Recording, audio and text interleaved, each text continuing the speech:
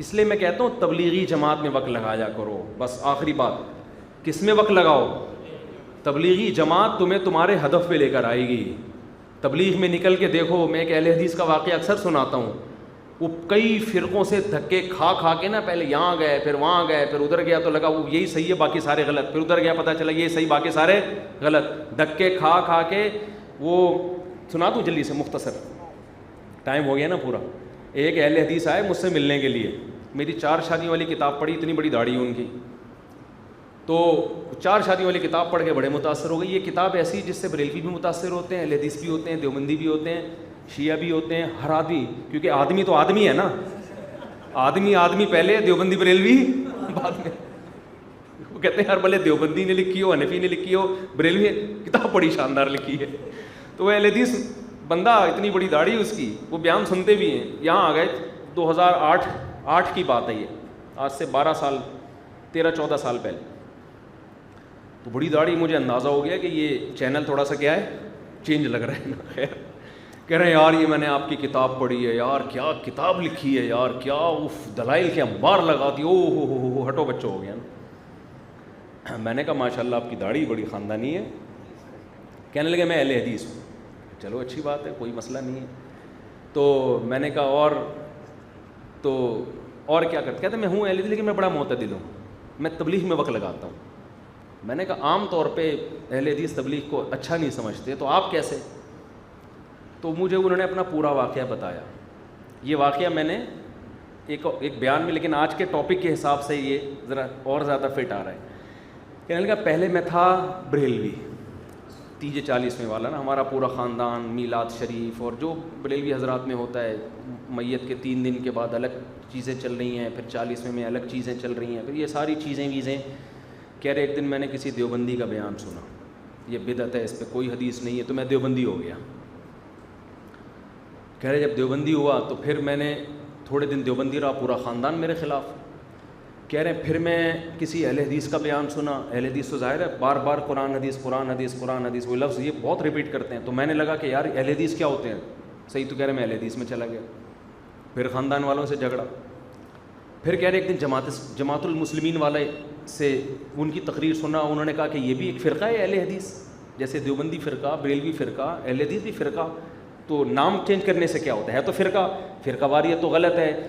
تمہیں قرآن کہتا ہے سماکم المسلمین, اللہ نے تمہارا نام مسلم رکھا, ہمارا کوئی فرقہ نہیں, ہم خالص کیا ہیں مسلم. کہہ رہے مجھے یہ نعرہ بڑا شاندار لگا, یار یہ زبر فرقہ واریت سے بالکل پاک, کوئی فرقہ نہیں ہے.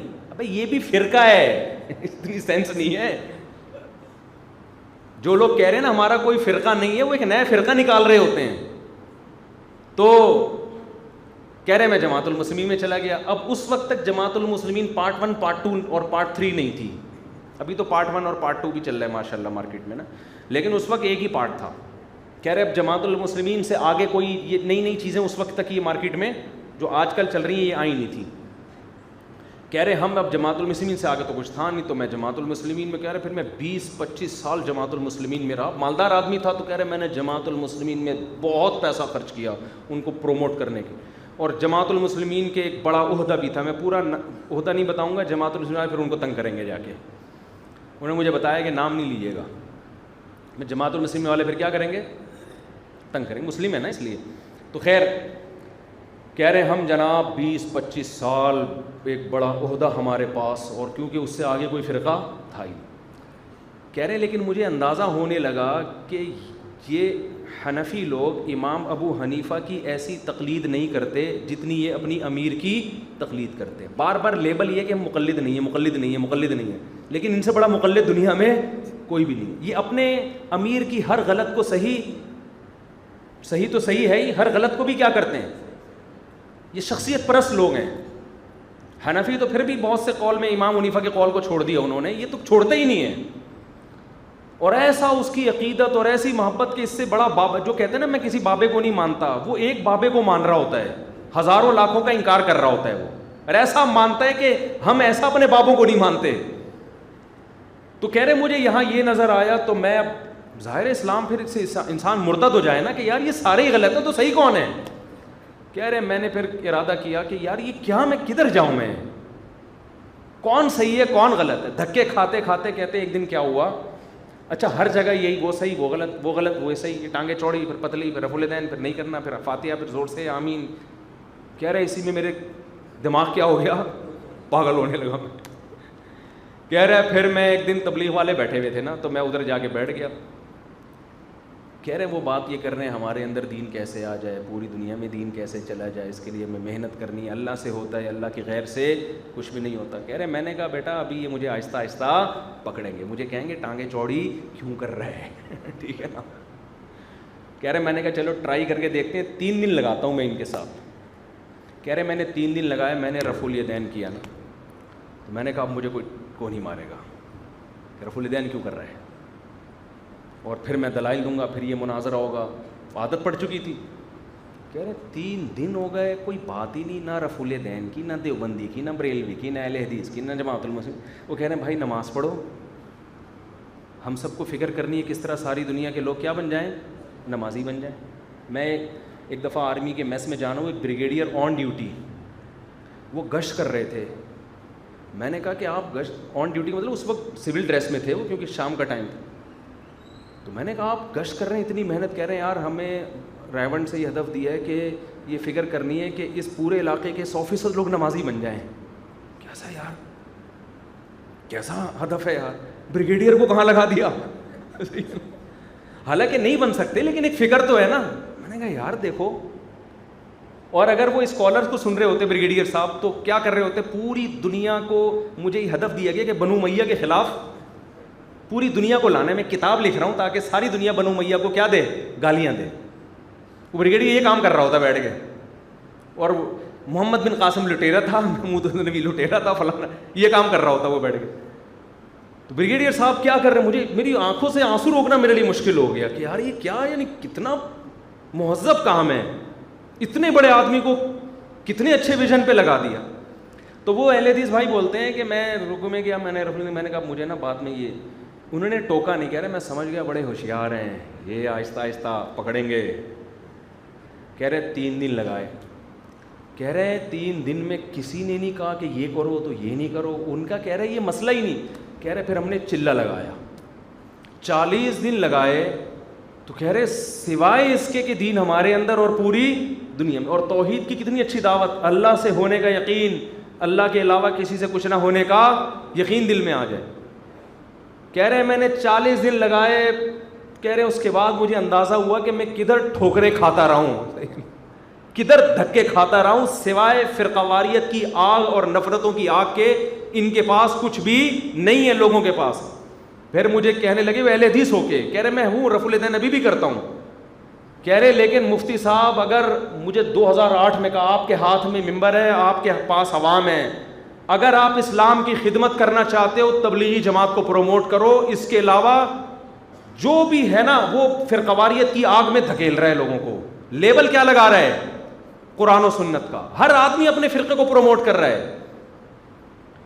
پھر کچھ دن بعد انہوں نے میری پھر دوستی ہو گئی نا ان سے, ابھی بھی ہیں, وہ بیان بھی سنتے ہیں, ہو سکتا ہے یہ بیان بھی سن کے ان کے کمنٹس آ جائیں. کچھ دن بعد انہوں نے میری دعوت کی, میں گیا. پہلے میرے پاس تھوڑا ٹائم ہوتا تھا, اب میں دعوتوں میں جانا آج کل شارٹ ہو گیا ہوں. میں گیا تو ان کا بیٹا چلہ لگا کے آیا ہوا تھا. انہوں نے کہا یہ حنفی ہے, اور میں نے اس کو آج تک نہیں کہا کہ کیا بن جاؤ اہل حدیث. بھائی تجھے حنفی صحیح لگتا ہے تو حنفی ہے, ٹھیک ہے یار, یہ بھی وہ بھی جہنم میں انشاءاللہ نہیں جائیں. کہہ رہے میں رفع الیدین کرتا ہوں, یہ نہیں کرتا. کہہ رہے میری نظر میں یہ مسئلے اب بڑے مسئلے رہے نہیں ہیں, میری نظر میں یہ کہ یہ انسان کا بچہ بن جائے. اور کہہ رہے اس کے لیے مجھے تبلیغ کے علاوہ کوئی راستہ نظر نہیں آتا. کہیں بھیج دیا نا میں نے اس کو, یہ ایٹم بم بن کے آئے گا. یعنی ان کے بات میں اپنے الفاظ میں بیان کر رہا ہوں, اس سوائے نفرتیں پھیلانے کے کوئی کام نہیں کرے گا. تو اس لیے میں نوجوانوں سے کہتا ہوں تبلیغ میں وقت لگاؤ, تمہیں موٹیویشن ملے گی. دنیا کا مسافر خانہ, تبلیغ والے گشت کے دوران کیا کہتے ہیں, بلڈنگوں کو دیکھو تو بولو ایک کھڑی مٹی ہوتی ہے اور ایک پڑی مٹی ہوتی ہے. مٹی پڑی ہوئی ہے اور یہ تھوڑا چونا اور سیمنٹ ڈال کے اس کو کھڑا کر دیا ہے, یہ بھی مٹی, یہ بھی گر جائے گی تھوڑے دنوں میں, برابر ختم. دنیا کی محبت ختم ہوتی ہے, تکبیر اولیٰ کا پابند ہوتا ہے. تبلیغ میں چلہ لگا کر آؤ, دیکھو کم از کم 40 دن تک تو صف اول میں نماز پڑھے گا وہ, اس کے بعد تھوڑا تھوڑا آہستہ آہستہ چلے کا مسالہ ختم ہونا شروع ہوتا ہے. پھر مارکیٹ سے کیا ہوتا ہے, شارٹ, پھر لگا لو دوبارہ وقت. تو اسی طرح بزرگوں میں ان اہل اللہ، ایسے بزرگ ختم نہیں ہوئے دنیا سے، بہت سارے بزرگان دین ہیں، جب ان کی محفل میں بیٹھو گے تمہارے دل سے دنیا کی محبت ختم ہوگی، جن کو خانقاہ کہا جاتا ہے۔ ان بابوں کی صحبت میں بیٹھ کے تو دیکھو، تمہیں پتہ چلے گا جو سچی مچی کا بابا اور جھوٹی موٹی کے بابے میں فرق کیا ہے۔ بیٹھ کے تو دیکھو ان بابوں کی محفل میں، کچھ بابے بدعتی ہوتے ہیں، کچھ بابے تمہیں اللہ سے ملا دیں گے، جا کے وہ تمہارے دل سے دنیا کی محبت ختم کر دیں گے۔ ایسے بڑے بڑے بزرگان دین پوری دنیا میں موجود ہیں، ان کی خانقاہ میں جاؤ، ان سے اللہ اللہ سیکھو، ان کی صحبت میں بیٹھو، تمہارے دل میں ایک نور پیدا ہوگا۔ ہمارے حضرت مفتی رشید احمد صاحب آدھا گھنٹہ کی ڈیلی مجلس کرتے تھے، کبھی پونے گھنٹے کی، پوری محفل میں بعض دفعہ ایک لفظ نہیں بولتے تھے، اور انسان کو ایسی موٹیویشن ملتی تھی، بس ان کی محفل میں بیٹھ کے اٹھتا تھا، اندر لگتا تھا کہ اندر کا سب چینج ہو گیا ہے، تبدیل ہو گیا ہے، سکینت نازل ہو رہی ہوتی تھی۔ تو تم بابوں کے پاس جاؤ گے جو اوریجنل بابے ہیں، بدعتیوں بابوں کی بات نہیں کر رہا، تو بیٹھو گے تو پتہ چلے گا نا۔ وہی ایک لطیفہ سنا کے بعد بیان ختم کر رہا ہوں، آخری بس یار۔ تو ایک بچہ جو ہے نا، ایک ابا اپنے بچے کو کہتا ہے تمہیں پتہ ہے علامہ اقبال کون تھے؟ کہہ رہے نہیں پتہ۔ قائد اعظم پتہ ہے کون تھے؟ نہیں پتہ۔ کمبخت اسکول جاؤ تو پتہ چلے نا۔ بچے بڑے ہوشیار ہیں، ابا آپ کو پتہ ہے وسیم کون ہے؟ نہیں بیٹا۔ ستار کا پتہ ہے؟ ابا گھر پہ رہو تو پتہ چلے نا۔ تو آپ بند کمرے میں بیٹھ کے تو نہیں پتہ چلے گا نا، آپ باہر نکلو گے تو پتہ چلے گا۔ دیر آر 2 types of باباز، بابوں کی کتنی قسمیں ہیں، باہر نکلو گے تو پتہ چلے گا۔ سبحانک اللہم و بحمدک، نشہد ان لا الہ الا انت، نستغفرک و نتوب الیک۔